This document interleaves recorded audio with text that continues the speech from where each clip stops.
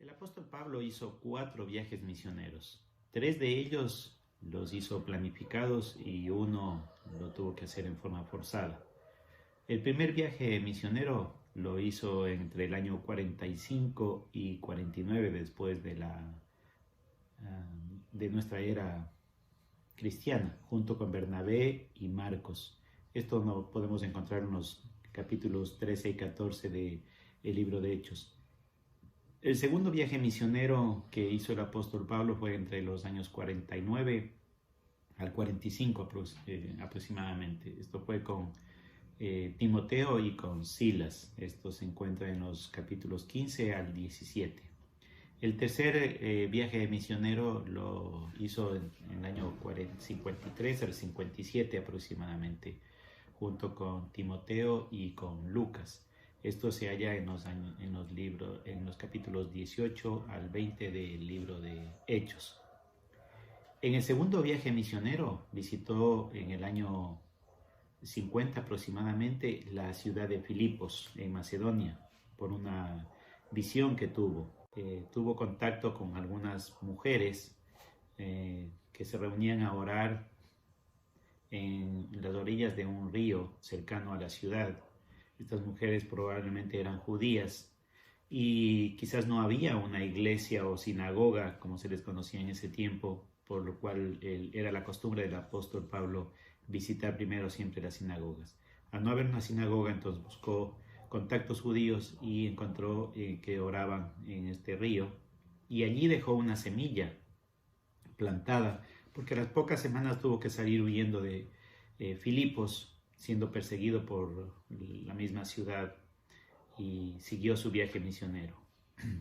Se sabe que en el tercer viaje misionero, unos años después, el apóstol Pablo pasó 2 veces más por la ciudad de Filipos. No dice cuánto tiempo se quedó en esa ciudad, pero por lo que se puede encontrar en los estudios del libro de Hechos, probablemente algunas semanas o meses, no mucho tiempo. Entonces, en conclusión, se puede decir que el tiempo que Pablo gastó en formar una iglesia y en formar a los creyentes que quedaban en esa iglesia en esa época era muy poco tiempo.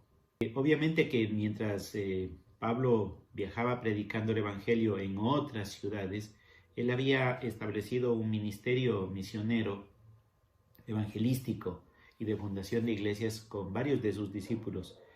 A estos discípulos Pablo les encargaba viajar probablemente a aquellos sitios donde ya habían iglesias consolidadas en ciudades de donde él había tenido contacto, y para básicamente seguir enseñando la palabra, para corregir errores, para mantener esa comunión y ese contacto con esas iglesias. Entonces, la iglesia de Filipos no había visto a Pablo luego de su tercera vez que estuvo físicamente ahí, no lo había visto o no lo volvió a ver nunca más, aunque tuvo contacto a través de sus discípulos y en especial a través de una carta que escribió el apóstol Pablo en el año 60 o 62 aproximadamente, desde su primer encarcelamiento. En esta carta es interesante notar que en el capítulo 1, versículo 1, el apóstol Pablo se dirige a todos los santos de la iglesia, pero también a aquellos mencionados como pastores, ancianos y diáconos. En esos 10 años entre que el apóstol Pablo la fundó y escribió esta carta, no solamente que la iglesia de Filipos había crecido en número, sino que tomaba la forma o estructura que Dios había designado para una iglesia local, que era estar con un orden jerárquico para mantener el crecimiento, la disciplina, la doctrina, los planes, las planificaciones, en fin, etcétera, todo lo que tenía que ver con el orden de una iglesia. Y en este contexto es que luego de 10 años el apóstol Pablo ya nota que la iglesia había tenido una madurez tal que necesitaba darles otras instrucciones mucho mayores.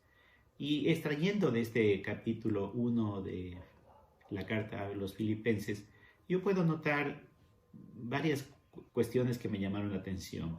El día miércoles había hablado en el culto de oración de que en el capítulo 1 podríamos ver 4 cualidades de un creyente que sabe orar, o que le gusta orar, o que le agrada orar. Esto lo vimos en los versículos 3, 4 y 9. Hoy quisiera hablar con ustedes en ese mismo capítulo del 1 al 11, 6 cualidades de un creyente comprometido con el servicio o con Dios mismo. Y esto está en los versículos 5 al 11. Muy bien, entonces vamos a ver en estos versículos 6 cualidades de un cristiano comprometido con Dios. La primera cualidad, vamos a verlo en el versículo 5. Dice, por vuestra comunión en el Evangelio desde el primer día hasta ahora. Versículo 5 del capítulo 1 de Filipenses. Por vuestra comunión en el Evangelio. Entonces, la primera cualidad es que un cristiano comprometido es un creyente integrador o unificador del Evangelio. No es natural que un verdadero creyente salvo no muestre desde sus primeros inicios las evidencias de su salvación, de su nueva vida. Una de ellas es esa capacidad de tener comunión con el Evangelio o buenas nuevas. Pero, ¿qué se refiere con eso de la comunión? Porque a veces no entendemos muy bien. Mucho se refiere hacia esa integración que hay entre cristianos, o cuando se visitan los cristianos, o cuando están dentro de la iglesia local, y eso es comunión. Pero la idea aquí de que el apóstol da, o la palabra da, es mucho más amplia. En este caso, entonces, la comunión es el trabajo en equipo para integrar y unificar a otros al Evangelio de nuestro Señor Jesucristo. Por eso digo que es una cualidad el entender y desarrollar esta capacidad de integrar a otros al y en el Evangelio. Cuando Dios le dijo a Adán y Eva que sean un solo cuerpo, estaba motivando una integración total en pensamiento, en sentimientos, espiritualmente, físicamente. La palabra comunión es igual que un matrimonio, es estar unidos, integrados. Por eso digo que esta cualidad, la primera cualidad que el apóstol Pablo menciona, es el de ser un integrador o unificador del Evangelio. Pablo dice que desde el primer día de estos hermanos que conocieron a Cristo en la ciudad de Filipos, ya estaban en comunión o integración o en unificación, entendiendo que tenían que integrar a otros a través del Evangelio a la comunión de la iglesia. Ya esta fuerte motivación que tenían los hermanos de Filipenses de mantener esa integración se veía desde un principio. Entonces yo me pregunto, ¿estuvimos nosotros motivados desde el primer día que conocimos a Cristo y hasta el día de hoy en compartir el Evangelio y la palabra de Dios dentro de un plan unificado, dentro de una motivación unificada de la iglesia? ¿O es que no entendemos todavía y nos aflora en nosotros este sentir de estar en comunión en el Evangelio? Por eso debemos meditar para hacer cambios si es necesario. La segunda cualidad la vamos a ver en el versículo 6. Dice, estando persuadido de esto, que el que comenzó en vosotros la buena obra, la perfeccionará hasta el día de Jesucristo. Hay una tarea del Espíritu Santo que no cesa de hacerla en nosotros como hijos de Dios, desde el día que lo conocimos a Cristo hasta el día de nuestra partida a la presencia del Señor, que es el perfeccionarnos, es decir, santificarnos o apartarnos del pecado o del mundo para Dios. Por eso dice que comenzó una buena obra eh, la perfeccionará, ¿sí? Esta obra de perfeccionarnos es el de santificarnos. Vamos a leer, a ver qué dice entonces este pasaje. Busquemos en nuestras Biblias. Sin embargo, lo tienen ahí en la pantalla. Pero nosotros, dice, debemos dar siempre gracias a Dios por vosotros, hermanos amados, por el Señor, de que Dios os haya escogidos desde el principio para salvación mediante la santificación por el Espíritu y por la fe en la verdad. Entonces aquí nuevamente la idea, ¿no?, de la santificación, dice, mediante la santificación por el Espíritu. Entonces el Espíritu Santo está haciendo una obra, por eso dice, la perfeccionará hasta el día de Jesucristo. ¿Quién es el que está perfeccionando o quién nos está haciendo perfectos o santos, apartados del pecado y apartados del mundo para el Señor Jesucristo? Pues es el Espíritu Santo, ¿sí? Esa es la tarea del Espíritu Santo. Entonces la pregunta que debemos hacernos en esta mañana es, ¿estoy permitiendo que el Espíritu Santo haga esta obra de santificación diaria en mí? ¿O estoy impidiendo con mi obrar de pecado esta obra regenerativa? Vamos a ver entonces que es necesario que podemos entender que el Espíritu Santo tiene varias funciones, aparte de la que acabamos de ver en nosotros como creyentes. Y quisiera referirme a cinco obras que el Espíritu Santo nos hace en el creyente. La primera es que nos capacita para predicar. Nos capacita para predicar. Veamos en la primera carta que el apóstol escribió a los Corintios, en el capítulo 2, versículos 4 y 5. 1 Corintios 2, 4 y 5. También en sus pantallas. Dice, y ni mi palabra ni mi predicación fueron con palabras persuasivas de humana sabiduría, sino con demostración del Espíritu y de poder, para que vuestra fe no estuviese fundada en la sabiduría de hombres, sino en el poder de Dios. Entonces dice que cuando uno va a predicar, va a enseñar a otros, eso es predicar, no solamente es ponerse delante de un púlpito, sino enseñar a otros, no solamente hablar, sino enseñar a otros, eso es predicación.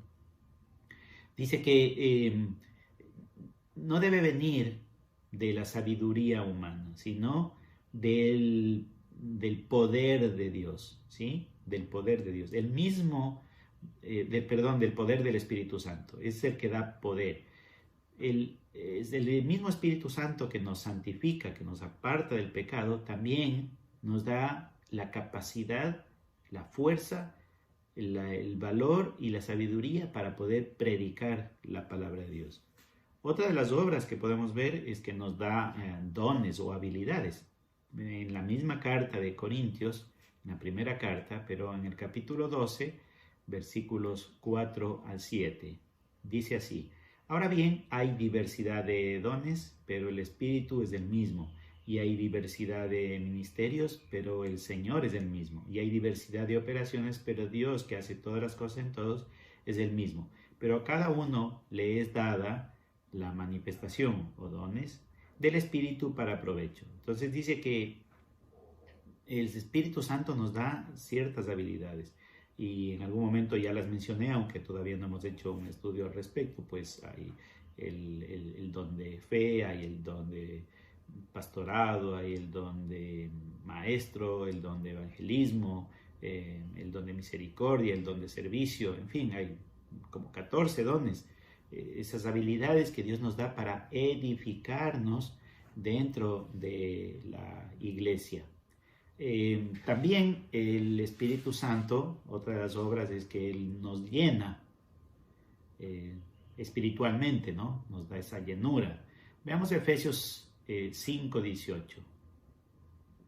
Efesios 5:18. Más bien, sed llenos del Espíritu Santo. Entonces, Él nos da la llenura, pero también nos produce fruto espiritual. El día miércoles vimos también un poquitito acerca de algunos de los elementos del fruto del Espíritu, que está en Gálatas 5:22. Pero el fruto del Espíritu es amor, gozo, paz, paciencia, benignidad, en fin. Gálatas 5:22. Entonces nos produce fruto, ¿sí? Resultados de la obra del Espíritu Santo que deben ser evidentes, o resultados internos que se muestran que no es natural en un no cristiano, en una persona que no tiene el Espíritu Santo, ¿no? Esa capacidad de amar, esa capacidad de gozarse en las situaciones adversas, la capacidad de tener paz en las situaciones de los sufrimientos, en fin, esa capacidad para ser buenos para con otros, aun cuando los otros sean malos con nosotros. Ese es el fruto del Espíritu. Y la otra cosa que el Espíritu Santo hace también en nosotros es que nos une a la iglesia. Vemos en 1 Corintios 12, versículos 13, 13 de 1 Corintios. Dice, pues, por un mismo Espíritu todos fuimos bautizados de un solo cuerpo, y a judíos o griegos, y a esclavos o libres, y a todos se nos dio a beber del mismo Espíritu. Dice, fuimos bautizados. ¿Se acuerdan? Habíamos estudiado ya un montón de veces, hemos estudiado temas sobre el bautismo. ¿Qué es bautismo? Es la sumergirnos o introducción o introducirnos en. Entonces el Espíritu Santo lo que hace es introducirnos en el cuerpo de Cristo, en la iglesia universal, es decir, la iglesia, el cuerpo de Cristo, la esposa del Señor Jesucristo, o la iglesia local, ¿no? Esa manifestación externa de la iglesia espiritual, esa manifestación externa que es la iglesia local, ¿no? Entonces nos introduce. El mismo momento en que conocemos al Señor Jesús, aceptamos a Cristo, el Espíritu Santo nos hace parte del cuerpo de Cristo. La tercera cualidad de un cristiano comprometido con Dios en servirle está en los versículos 7. Vamos a leer entonces el versículo 7 de Filipenses 1. Dice, como me es justo sentir esto de todos vosotros, por cuanto os tengo en el corazón y en mis prisiones y en la defensa y la confirmación del Evangelio, sois todos vosotros participantes conmigo de la gracia. Aquí el apóstol Pablo toca una actitud que él tenía como cristiano comprometido, que debemos tenerla también nosotros, que es, dice, la defensa del Evangelio. Entonces debemos ser defensores del Evangelio, Hace un par de años atrás recibí una comunicación bastante desagradable en mi vida, y era una citación a presentarme a un juicio donde me demandaban por daños y perjuicios por bastante dinero. Al principio pues me asusté, no recordaba conocer a la persona que me demandaba, y luego pensé que era un error, pero finalmente supe que la demanda era real y que era en contra mía, por lo que tuve que buscar a un gran amigo y abogado para que sea mi defensor, ¿sí? Porque tenía que presentarme en el juicio, no tenía quien me defiende. Yo sabía que era totalmente inocente, pero no conocía ni las leyes para poder demostrar que era inocente, ni conocía los procesos de cómo, cuándo y qué decir en esa defensa. Entonces, al desconocer todo eso, tenía que buscar a alguien que me defienda, que defienda mi causa. Obviamente mi amigo aceptó inmediatamente y me calmó y me dio bastante seguridad, porque él estaba convencido también de mi inocencia, porque me conocía y sabía que no había hecho absolutamente nada malo. Luego, después de más de 2 años de estar en mi defensa, en cada vez que él presentó los argumentos de mi defensa, pudimos demostrar, y él demostró en el juicio mi inocencia, y me absolvieron completamente, y se acabó ahí ese dolor de cabeza. Entonces, para actuar como defensor o abogado se requiere 3 cosas más o menos. Podríamos decir que un abogado debe tener conocimiento profundo del tema o de las leyes, o de las leyes. Veamos qué dice 2 de Timoteo 2:15. 2 de Timoteo 2:15. 2 de Timoteo 2:15 dice: procura con diligencia presentarte ante Dios aprobado como obrero que no tiene de qué avergonzarse, que expone bien la palabra de verdad. Miren, aquí el apóstol Pablo está mencionando cómo es que debe ser un obrero aprobado o un abogado aprobado bajo las leyes de un país. Si para ejercer la profesión, el cargo o la dignidad de ser un defensor en cualquier país, debe pasar por un proceso de aprendizaje, de estudio profundo del tema. Y solamente cuando ha pasado todas las pruebas, cuando ya ha demostrado que conoce la materia, que son las leyes y los procesos, solo ahí recibe la credencial de poder ser un defensor ante otros. Y aquí el apóstol Pablo dice que para que Dios nos apruebe y que nos dé la credencial de ser siervos o defensores del Evangelio, debemos estudiar la palabra de Dios. Dice que expone bien la palabra de Dios. Es decir, ¿cómo vamos a ser defensores del Evangelio si no conozco la palabra, si no conozco las leyes de Dios, si no conozco la doctrina de la palabra de Dios? ¿Cómo puedo entonces defender las buenas noticias de salvación? ¿Cómo puedo defender de otros que no creen si no tengo argumentos suficientes en la palabra de Dios? Entonces no soy un abogado aprobado, no soy un obrero aprobado delante de Dios y por ende no soy un cristiano comprometido con Dios. La segunda cosa que debe tener un buen abogado o defensor del Evangelio es estar convencido que aquel o aquello que va a defender es inocente o que es la verdad y que debe ser expuesta al público. Veamos qué dice Romanos 1:16. Romanos 1:16. Dice, el apóstol le dice, porque no me avergüenzo del Evangelio de Cristo, porque es poder de Dios para salvación. Dice, no me avergüenzo del Evangelio de Cristo. ¿Por qué no se avergonzaba el apóstol Pablo? Porque él estaba convencido, totalmente convencido, que era la verdad y que esa verdad debía defenderse hasta la muerte. Es decir, que era necesario exponerla al público. Entonces, un defensor debe saber que lo que va a defender es lo correcto. Caso contrario, no. ¿Para qué defenderlo? Un abogado que le piden que defienda a un asesino y si ese abogado vio cómo lo mataba, cómo este hombre mataba a alguien más, nunca jamás va a tomar ese caso de defensa porque sabe que la verdad es otra. Entonces, estar convencido de aquello que se va a defender es importante y en el Evangelio es así. La tercera cosa que debe saber o debe ser un defensor o un abogado es estar dispuesto a enfrentar todo lo que se venga durante el proceso. Ningún juicio es de la noche a la mañana. Y no porque uno diga algo es necesario que los demás tengan que creer que así es, porque cada uno tiene el derecho a la inocencia y a la defensa. Por ende, en un juicio participan varias personas.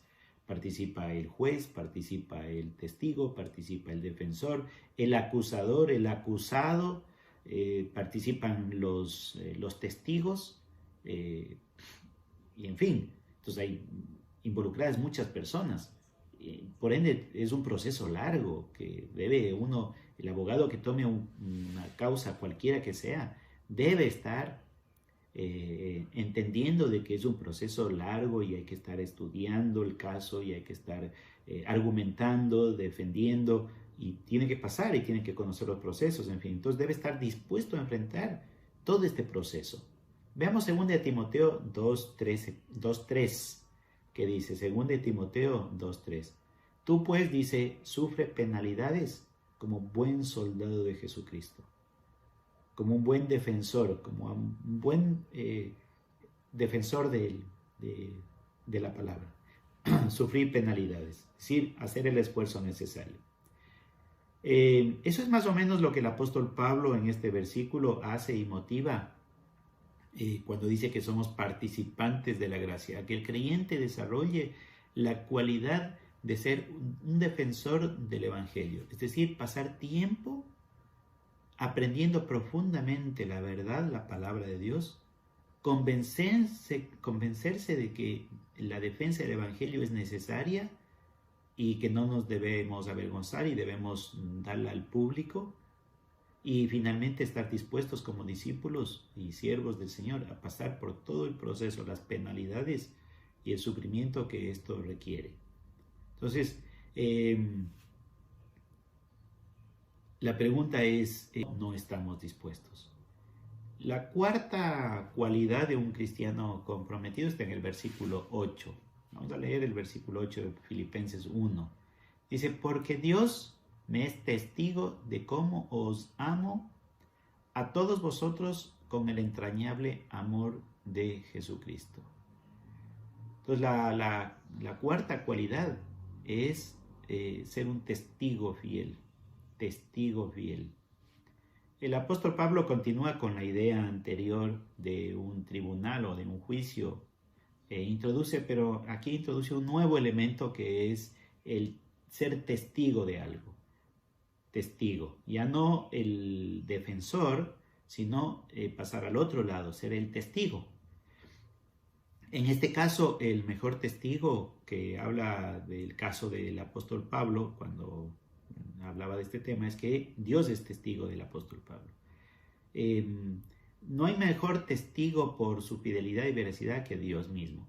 Por esto el apóstol Pablo apela a que esta debe ser la cualidad de todo creyente comprometido.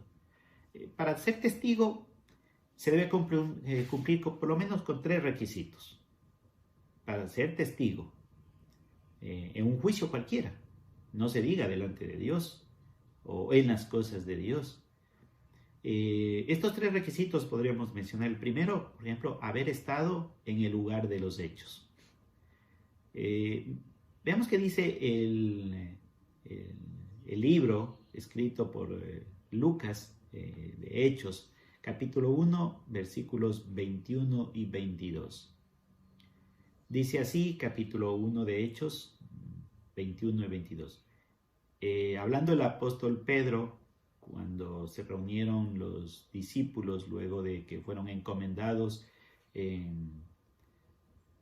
a la obra de la predicación del Evangelio por el Señor Jesús, dice el apóstol Pedro, es menester pues que de estos hombres que han estado junto con nosotros todo el tiempo, desde que el Señor Jesús entraba y salía entre nosotros, comenzando desde el bautismo de Juan hasta el día que de entre nosotros fue recibido arriba, uno se ha hecho testigo con nosotros de su resurrección. Entonces, ustedes pueden ver aquí el principio, ¿no? ¿Cómo podía llegar a ser apóstol una persona? ¿Cómo podía ser un siervo de Dios una persona?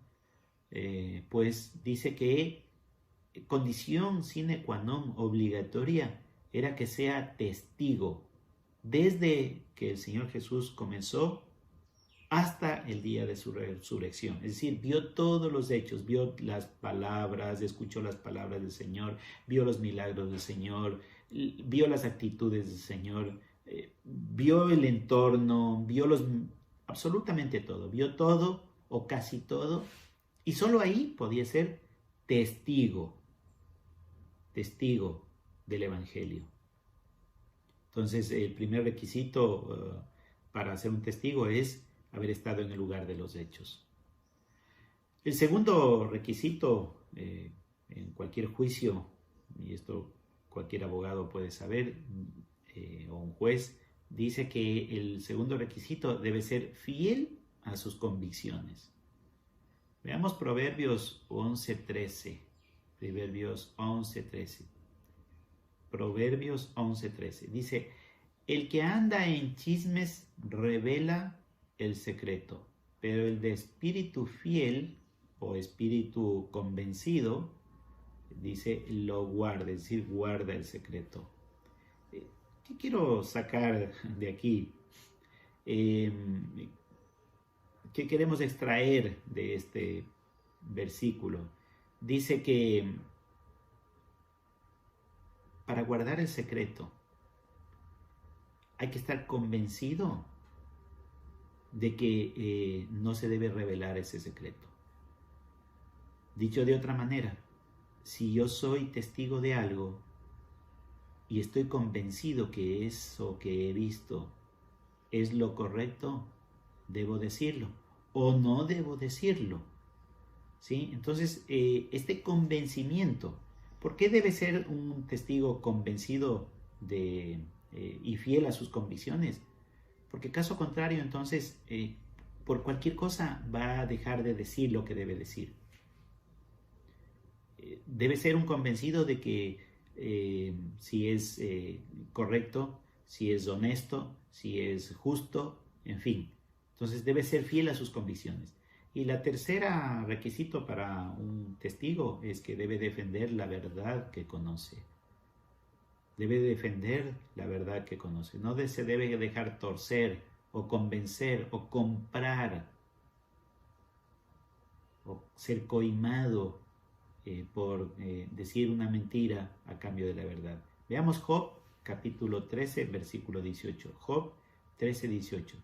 Dice, he aquí ahora, yo he preparado mi causa, sé que seré justificado. Job dice que él había preparado su causa y él iba a defender la verdad de que él no había hecho nada malo. Y por eso estaba convencido de que iba a ser justificado o declarado inocente. ¿Sí? Preparado mi causa. Defender la verdad.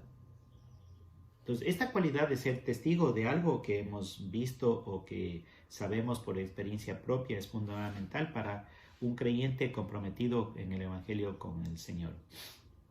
Ya que habiendo sido salvos, debemos ser fieles a lo que estamos convencidos por fe para defender la verdad sobre el perdón de pecados que Cristo ganó en la cruz por nosotros para darnos vida eterna. Por lo tanto, entonces debemos preguntarnos, ¿somos fieles testigos de lo que Dios ha hecho en nosotros? ¿Podemos ser testigos ante los gentiles del amor de Dios hacia el pecador si él se arrepiente? ¿Podemos ser testigos de eso? Meditemos y pensemos entonces en este tema. La quinta cualidad dice, para que aprobéis lo mejor a fin de que seáis sinceros e irreprensibles para el día de Cristo. Entonces la quinta cualidad es ser sincero e irreprensible. Sincero e irreprensible. En los tiempos del Señor Jesús, inclusive antes y un poco después, en la antigüedad, diríamos nosotros, la gente común no comía en platos o ollas o jarras de metal, plástico o cerámica como nosotros ahora, sino que era usual usar los utensilios de barro en el uso diario. También en ese tiempo, me imagino yo, al igual que ahora, probablemente no todos tenían acceso al conocimiento y los materiales con los cuales se podían fabricar las vasijas de barro o los utensilios de barro. Y también debieron haber en ese tiempo los fabricantes y también los intermediarios, obviamente.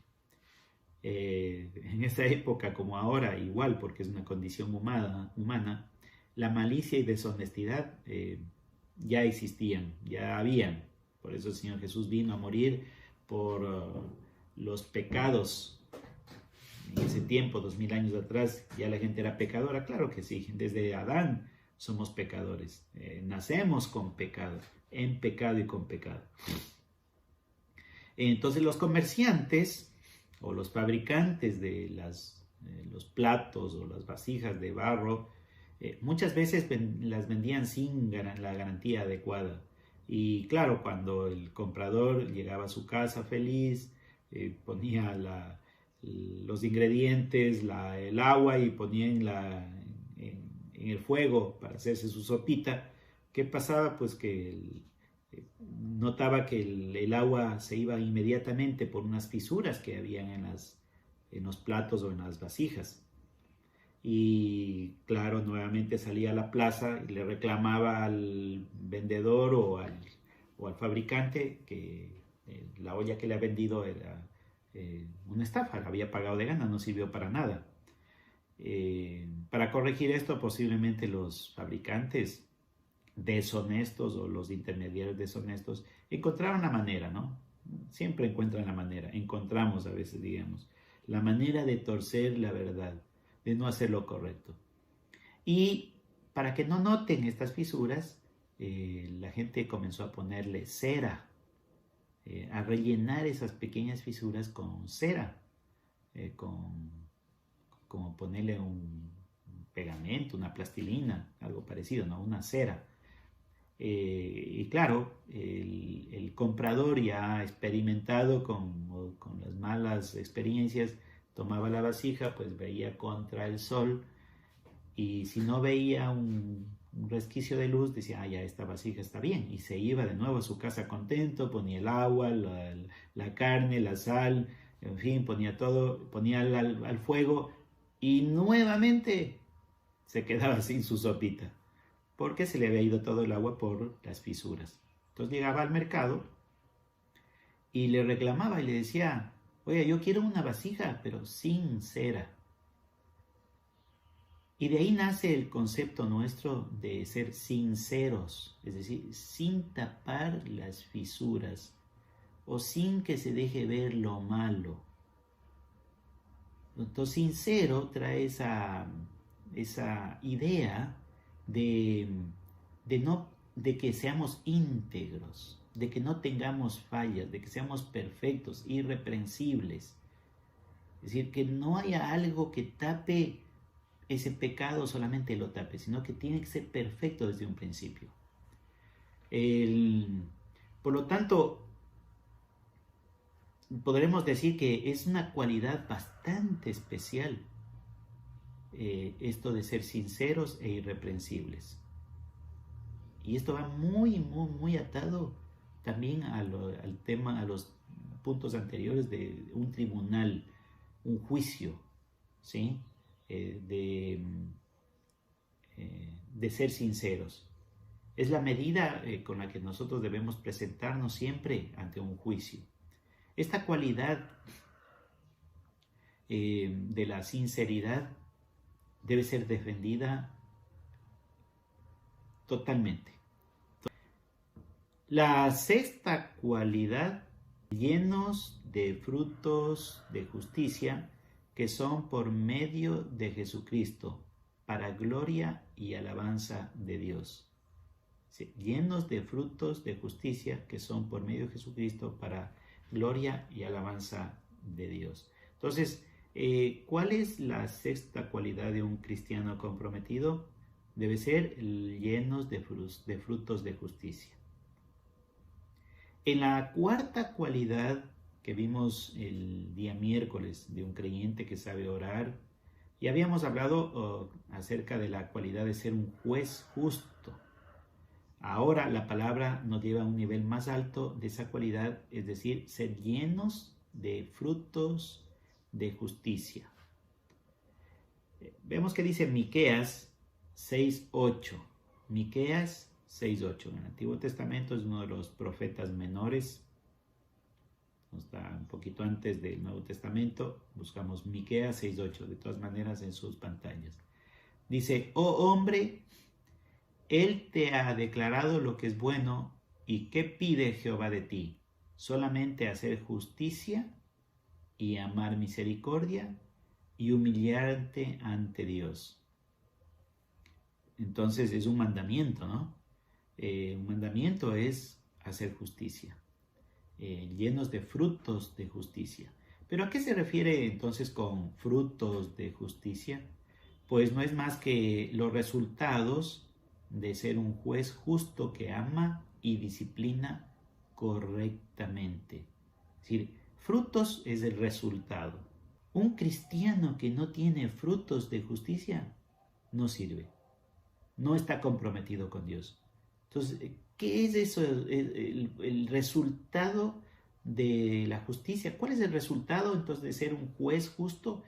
El resultado de ser un juez justo es aquel juez que hace justicia correctamente, es decir, ama y también disciplina.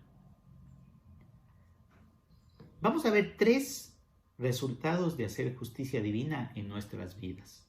El primero es que tenemos vestido y alimento. Veamos Mateo 6, 31, 33. Mateo 6, 31, 33. Dice, no os afanéis pues diciendo, ¿qué comeremos o qué beberemos o qué vestiremos? Porque los gentiles buscan todas estas cosas, pero vuestro Padre Celestial sabe que tenéis necesidad de todas estas cosas. Mas buscad primeramente el reino de Dios ¿y qué? Y su justicia. Y todas estas cosas os serán añadidas. Garantizado el alimento y el vestido. Y no deberíamos afanarnos por eso. El segundo resultado de tener frutos de justicia o hacer justicia es la paz.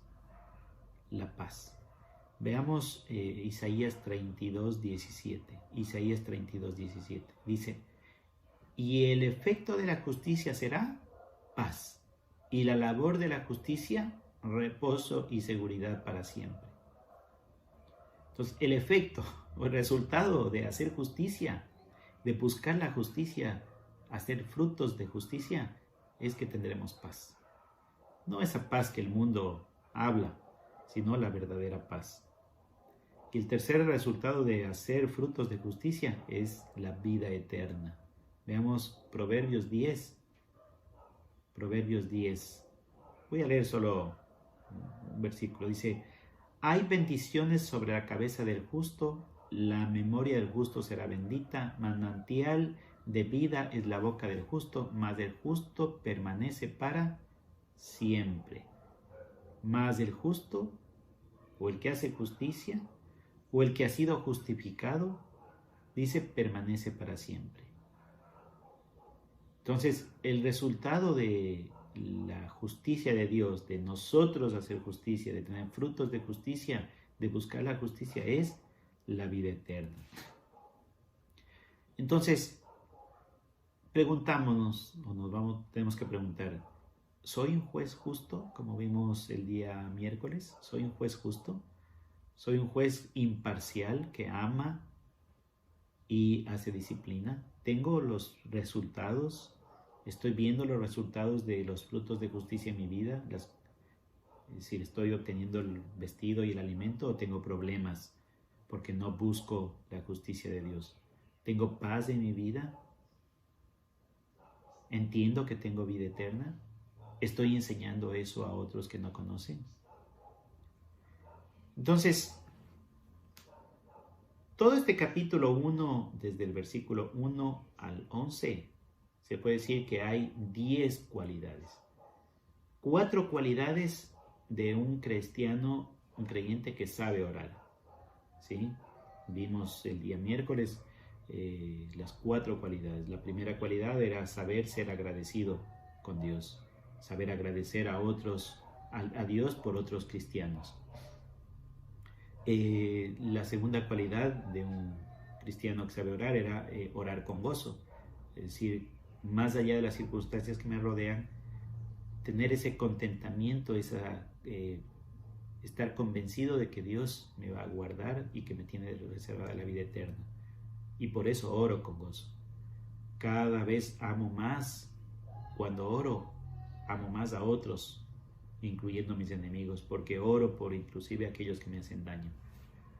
Y finalmente la cuarta cualidad de un cristiano que sabe orar era que aprende a juzgar correctamente con amor cuando ora por otros. Y las 6 cualidades que hemos visto en los versículos 5 al 11 esta mañana, entonces se pueden decir que debemos ser integradores o unificadores en el Evangelio. Debemos ser santos y perfectos, irreprensibles, defensores del Evangelio, la tercera cualidad. Ser testigos fieles, la cuarta cualidad, perdón. Sinceros e irreprensibles, santos, puros, íntegros, sin fisuras. Y finalmente, llenos de frutos de justicia que nos permitan a nosotros obtener como el vestido, el alimento, la paz. Y obviamente pues ya tenemos la vida eterna. Y como dijo el apóstol Pablo, estando persuadido de esto, que el que comenzó en vosotros la buena obra, la perfeccionará hasta el día de Jesucristo. Que el Señor bendiga sus vidas esta mañana y que les haya servido, y me ha servido a mí tremendamente, esta enseñanza. Cuídense mucho, les quiero. Amén.